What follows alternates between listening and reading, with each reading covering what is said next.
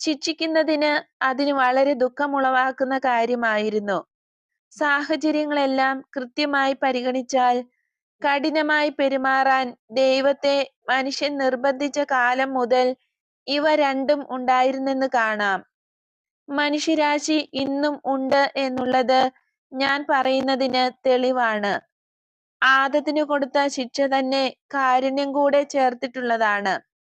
പരിഹാരം ചെയ്യാൻ അവരെ അനുവദിച്ചു.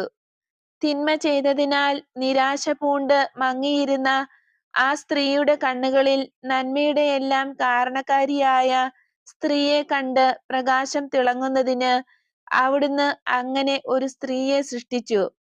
അവർക്ക് 2 പേർക്കും അവിടുന്ന് മക്കളെ നൽകി. ജീവിതത്തിന്റെ അർത്ഥം എന്തെന്നുള്ളതിനെ കുറിച്ച് അറിവ് നൽകി. കൊലപാതകിയായ കായേന് നീതിയോടൊപ്പം ഒരടയാളവും നൽകി.